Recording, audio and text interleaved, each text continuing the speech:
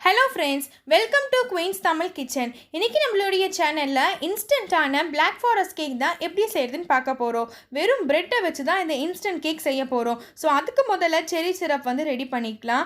அதுக்கு ஒரு 2 table spoon அளவுக்கு செரி எடுத்துக்கோங்க. அது நல்லா இது போல பொடி பொடியாக நறுக்கியிருக்கேன். இதுலேயே 1 டேபிள் ஸ்பூன் அளவுக்கு சர்க்கரை சேர்த்தி 1/2 கப் அளவுக்கு தண்ணி சேர்த்தி இது நல்லா வந்து வேகணும். ஒரு 3 நிமிஷம் போதும் இது கரெக்டாக வேகிறதுக்கு. ஏன்னா அந்த செரி வந்து நல்லா வெந்து நம்மளுக்கு சாஃப்டாக வரணும். ஸோ அப்போ தான் வந்து நம்ம கேக்கு இடையில வைக்கும் போது நம்மளுக்கு சாப்பிடும் போது நல்லா டேஸ்ட்டாக இருக்கும், சாஃப்டாகவும் இருக்கும் ரொம்ப. இப்போ வந்து பார்த்திங்கன்னா 3 நிமிஷம் போல் ஆயிடுச்சு. இப்போ பார்த்திங்களா இது போல் ஆனோடனே அடுப்பு ஆஃப் பண்ணி இதை வந்து ஆற வச்சிடலாம். இப்போ வந்து ஒரு மிக்சிங் பவுலில் 1 கப் அளவுக்கு விப்டு க்ரீம் எடுத்திருக்கேன். நான் வந்து விப்டு க்ரீமை வந்து ஜில்லாக இருக்கும் போதே தான் ஃப்ரெண்ட்ஸ் பீட் பண்ணுறேன். இப்போ இதை வந்து ஃபஸ்ட் நம்ம ஒரு நிமிஷத்துக்கு நல்லா பீட் பண்ணிக்கலாம்.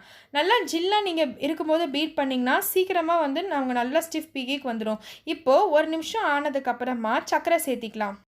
1/4 கப் அளவுக்கு நான் வந்து பவுடர் சுகர் சேர்த்திருக்கேன். இது கூடயே வந்து வெனிலா எசன்ஸ் சேர்த்திக்கலாம். இதெல்லாம் சேர்த்திட்டு ஒரு 5 நிமிஷம் போல் வந்து இது நல்லா வந்து நம்ம பீட் பண்ணிக்கலாம்.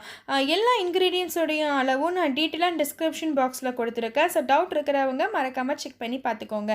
ஸோ 5 மினிட்ஸ் போல் நம்ம இப்போ பாருங்கள் நல்லா பீட் பண்ணியாச்சு. ஸோ அவ்வளோதான், நம்மளுடைய விப்டு க்ரீம் வந்து ரெடி ஆயிடுச்சு. இப்போ நம்ம கேக் வந்து செய்ய ஆரம்பிக்கலாம். ரொம்ப சிம்பிளாக இந்த கேக் செஞ்சிடலாம்.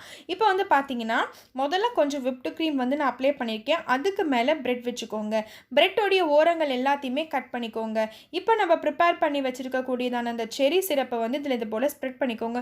நான் இன்றைக்கி வந்து வெறும் 5 பிரெட் தான் எடுத்திருக்கேன். 5 பிரெட்லேயும் இந்த மாதிரி ஓரங்கள் எல்லாத்தையும் நீக்கிக்கோங்க. இப்போ நம்ம ரெடி பண்ணி வச்சுருக்கோம்ல விப்டு க்ரீமு, அதை எடுத்து பிரெட்டில் அப்ளை பண்ணி நல்லா ஈவனாக ஸ்ப்ரெட் பண்ணிக்கோங்க. ஸோ வெறும் 5 பிரெட் வீட்டில் இருந்தால் போதும் ஃப்ரெண்ட்ஸ், ரொம்ப சுலபமாக டக்குன்னு செஞ்சிடலாம். ஸோ இது போலவே வந்து நம்ம எல்லா லேயருக்கும் சேம் இதேவே வந்து நம்ம ஃபாலோ பண்ணணும்.